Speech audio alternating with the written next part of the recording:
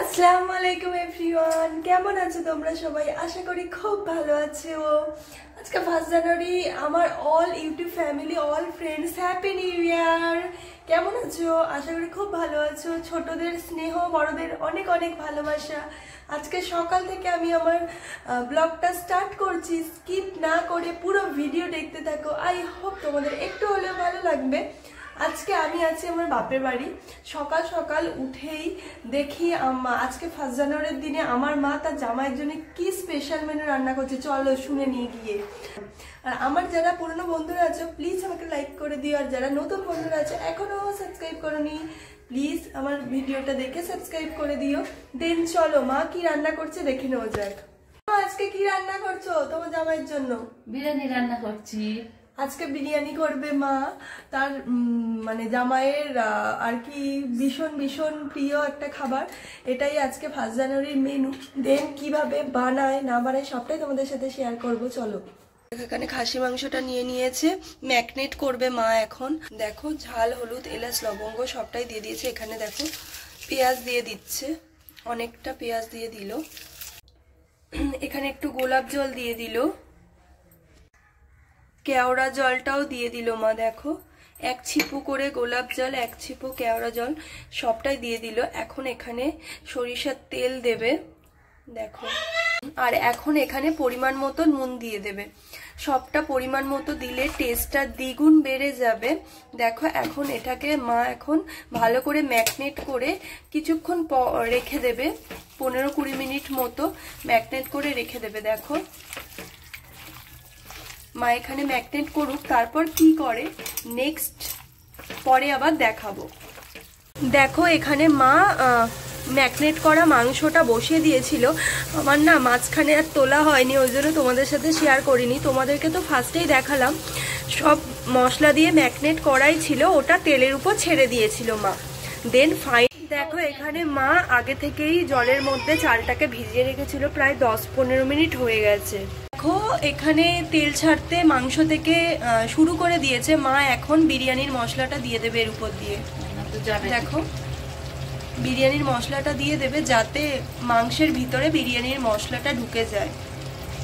এদিকে ফাইনালি মাংসটাও কমপ্লিট হয়ে গেছে। দেখো মাংসে কি সুন্দর তেল ছেড়ে দিয়েছে মাংসের মধ্যে থেকে।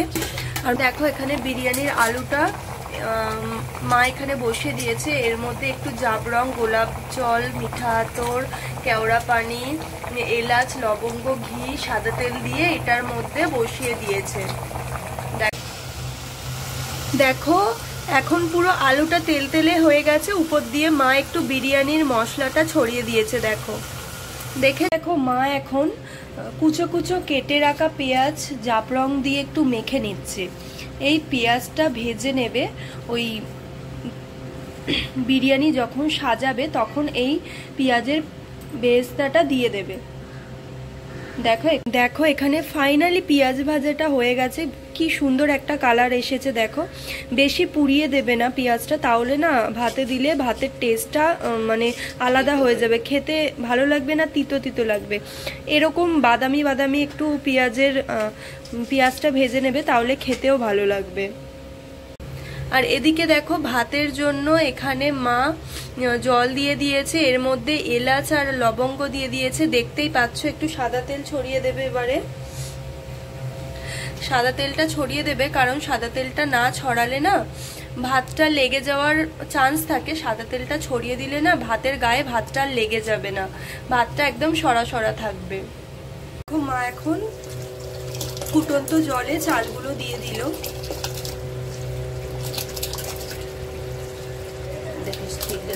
মা পরিমাণ মতো নুনটাও দিয়ে দিল একবারে। নুনটা একটু লবণটা বেশি রাখবে, জলটা চেকে দেখবে যাতে জলটা একটু লবণ বেশি লাগে, তাহলেই ভাতে লবণটা পরিমাণ মতো হবে। আর জলে যদি লবণ বেশি না লাগে তাহলে ভাতে নুন কম হবে, লবণ কম হবে। সবসময় জলটা চেকে দেখবে যে লবণটা বেশি আছে কিনা, তাহলে পারফেক্ট হবে ভাত। মা এখন ফাইনালি বিরিয়ানিটা সাজাবে। এই যে এখানে মিঠা তো জাফরং নিয়ে নিয়েছে, এখানে ঘি নিয়ে নিয়েছে, আর এখানে দেখো কেওড়া জল আর গোলাপ জলটা নিয়ে নিচ্ছে। অনেকে দুধ নেয়, তো মানে আমার স্পেশালি দুধটা না ঠিক ভালো লাগে না, ওই জন্য দুধটা দিলাম না। দুধের মধ্যে কেওড়া জল আর গোলাপ জলটা দেয়, তো আমি যেহেতু খাই না ওই জন্য মা এই গোলাপ জলে, দেখো গোলাপ জল আর কেওড়া জলের মধ্যেই জাফরংটা মিক্সড করে নিল আর কি। এই যে এখন নিচে একটু সাদা তেল ছড়িয়ে দিল, ফার্স্ট একটু ঘিও ছড়িয়ে দিল নিচের একদম মানে তলায় আর কি। ফাইনালি দেখো আলুটা, দেখো আলুর যে তেলটা, নিচের যে তেলটা ছিল হালকা জল ছিল ওটাই নিচে দিয়ে দিল যাতে নিচটা পুড়ে না যায়, ওই জন্য ওই আলু মশলার জলটা এর মধ্যে দিয়ে দিল। দেখো এখানে অর্ধেক ভাত মানে ভাতটা ঢেলে দিল মা, দুটো লেয়ার করবে, ফার্স্টে একটা ভাঁজ দিল তারপর আরেকটা ভাঁজ দেবে। ভাতটা দেখো সমান করে নিচ্ছে যাতে খেলানো থাকে আর কি, ভাত যাতে ভেঙে না যায়। উপর দিয়ে একটু পেঁয়াজ ভাজা ছড়িয়ে দিল ফার্স্টেই, পেঁয়াজ ভাজাটা দিলে না ভীষণ টেস্ট হয়, তোমরা দিয়ে দেখবে। আর এই যে জাফরংটা ছড়িয়ে দিল উপর থেকে, বিরিয়ানির মশলাটাও ছড়িয়ে দিচ্ছে এখন। দেখো এখানে সব আলুগুলো চারিদিক করে দিল, এক জায়গায় রাখবে না, চারিদিকে করে দেবে, যখন ভাত খুলবে তখন তাহলে খুব সুবিধা হবে। আর এক জায়গায় রাখলে কি হবে, আলুগুলো আর খুঁজে পাবে না। দেখো চারিদিকটা ছড়িয়ে দিল আর কি। এখন এর উপর দিয়ে দেখো মাংসটা ছড়িয়ে দিচ্ছে, দেখো দেখো উপর দিয়ে মাংসটা ছড়িয়ে দিচ্ছে। একবারেই মাংসগুলো দিয়ে দেবে কারণ দুটো লেয়ার করবে তো না, ওই জন্য একবারেই মাংসগুলো দিয়ে দিচ্ছে। বাকি যে ভাতটা ছিল ওটাকে এখন ঢেলে দিল মা, দেখো দেখো মাংসের যে তেলটা ছিল ওটা উপর দিয়ে ঢেলে দিল এখন।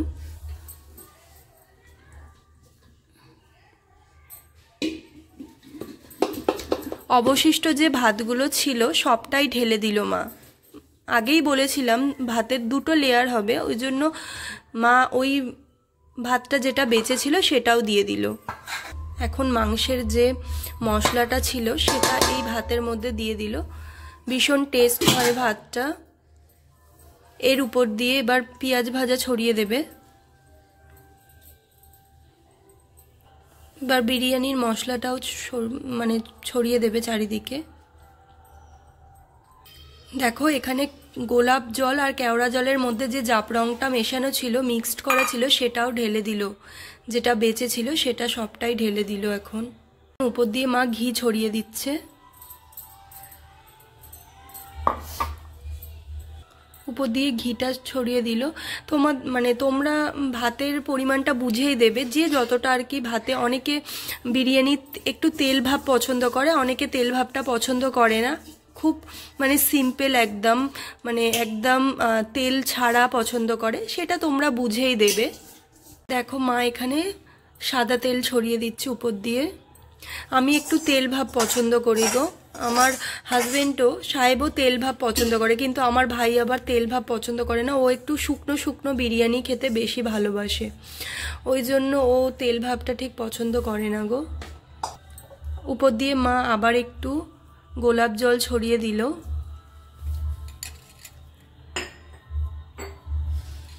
আবার একটু কেওড়া জল ছড়িয়ে দিল।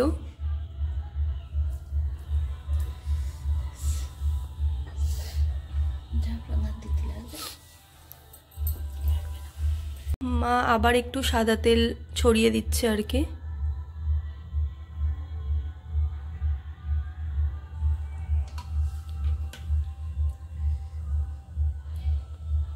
এবার উপর দিয়ে মিঠা আতরটা ছড়িয়ে দেবে।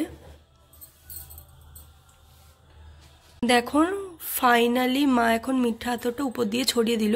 মিঠা আতর কিন্তু খুব বেশি দেবে না, কারণ মিঠা আতর তিতো হয়ে যাবে, সামান্য পরিমাণ উপর দিয়ে ছড়িয়ে দিতে হবে, না হলে যদি বেশি পরিমাণ পড়ে যায় না ভাতটা পুরো তিতো হয়ে যাবে, দেন আর ভালো লাগবে না ভাতটা খেতে। ফাইনালি দেখো সাজানোটা কীরকম হয়েছে, প্লিজ আমাকে কমেন্টে জানিও কিন্তু। আর আমার রেসিপিটা তোমরা ফলো করতে পারো প্লিজ, মানে রেসিপিটা এইভাবে ফলো করলে দেখবে ভীষণ সুন্দর খেতে হয়। এটাকে এবার ভাবে বসিয়ে দেবে মা, দেখো চাপা দিয়ে দেবে এবার।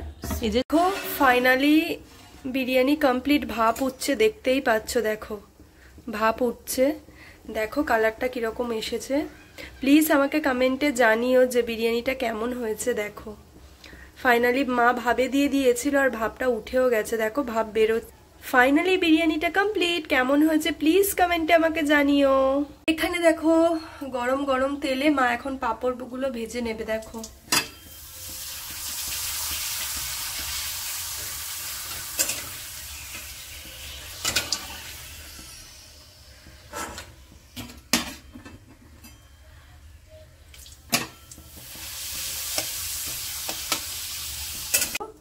আমি অর্ধেক আচার খেয়ে নিয়েছি। মা একটু আমড়া ছিল, কয়েকটা আমড়া ছিল, সেগুলোই বলেছিলাম যে একটু আচার করতে, তো আমি খেয়ে নিয়েছি। আর এই যে পড়ে রয়েছে একটুখানি, বেশি আমড়া ছিল না, ওই কয়েকটা ছিল, সেটা নিয়েই করেছিল। দেখো এখানে আচারটাও দেখিয়ে দিলাম তোমাদেরকে।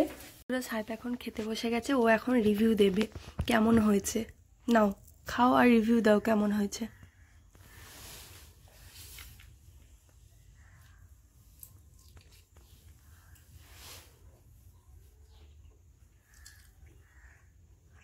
বলো কেমন হয়েছে বিরিয়ানিটা। খুব ভালো হয়েছে। দেখলে ও বললো খুব ভালো হয়েছে। আর আমার ভিডিওটা তোমাদের যদি ভালো লেগে থাকে প্লিজ একটা লাইক কমেন্ট শেয়ার সাবস্ক্রাইব করে দিও। আর আমার যারা নতুন বন্ধুরা আছে এখনও সাবস্ক্রাইব করোনি প্লিজ সাবস্ক্রাইব করে দিও।